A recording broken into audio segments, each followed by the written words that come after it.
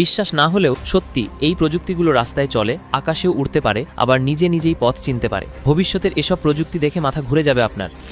GSC gov, এটা গাড়ি থেকে ড্রোনে রূপান্তর হয়। একজন যাত্রী গাড়ি থেকে উঠে আকাশে উড়ে যেতে পারে। একে বলে হাইব্রিড ল্যান্ড এয়ার ভেহিকল। ভবিষ্যতে ব্যক্তিগত যাতায়াতের জন্য তৈরি করা হয়েছে এই গাড়ি ও ড্রোন দুই সুবিধা একসাথে পাওয়া যায়। ভেতরে আছে ফ্লাইট কন্ট্রোল, জিপিএস আর নিরাপত্তা ব্যবস্থা। যাত্রী চাইলে রাস্তায় চলতে পারে, আবার আকাশেও উঠতে পারে। চীন এই প্রযুক্তি তৈরি করেছে শহরের বাইরে দ্রুত যাত্রার জন্য।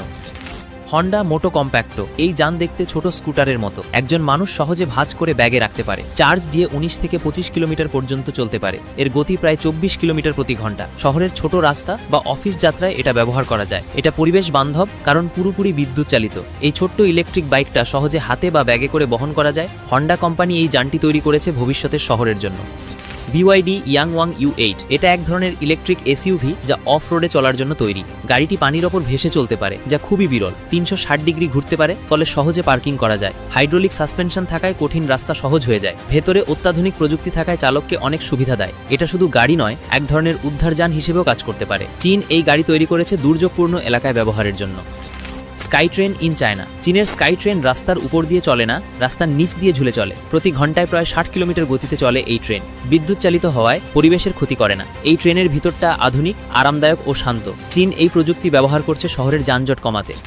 নিও ET9, এটা একটা দ্রুতগতির ইলেকট্রিক সেডান গাড়ি। সর্বোচ্চ গতি 255 কিলোমিটার প্রতি ঘন্টা, যা খুবই দ্রুত। বরফ বা তুষার সরাতে বিশেষ সাসপেনশন আছে যা স্বয়ংক্রিয়ভাবে কাজ করে। গাড়ির ডিজাইন খুবই আধুনিক আর ভেতরের প্রযুক্তি অনেক উন্নত।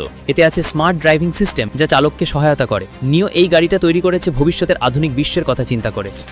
ইহাং 216, এটা একটা ড্রোনের মতো উড়ন্ত ট্যাক্সি। এই ট্যাক্সি 2 জন যাত্রী বহন করতে পারে। এটার কোনো চালক লাগে না, কারণ এটা স্বয়ংক্রিয়ভাবে উঠতে পারে। শহরের ভিড় এড়িয়ে আকাশপথে যাতায়াত করা যায়। একটি নির্দিষ্ট রুটে উড়ে গিয়ে যাত্রীকে গন্তব্যে পৌঁছে দেয়। এর ভিতরে আছে জিপিএস, সেন্সর আর AI নিয়ন্ত্রণ ব্যবস্থা। এই ট্যাক্সি নিরাপদ কারণ প্রতিটি ফ্লাইট আগে থেকেই প্রোগ্রাম করা থাকে। ভবিষ্যতের শহরে এই ধরনের যানবাহন ট্রাফিক কমাতে সাহায্য করবে।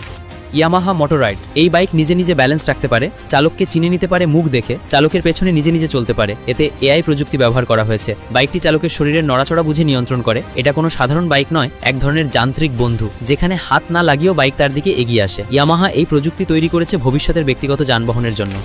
র্যাপটর, এটা 3 চাকার ছোট ইলেকট্রিক স্কুটার। এর গতি প্রায় 30 কিলোমিটার প্রতি ঘন্টা। এর অংশগুলো আলাদা করে বহন করা যায়। এটা চালাতে কোনো লাইসেন্স লাগে না। যারা কম দূরত্বে চলাচল করেন তাদের জন্য সবচেয়ে বেশি উপযুক্ত এটা।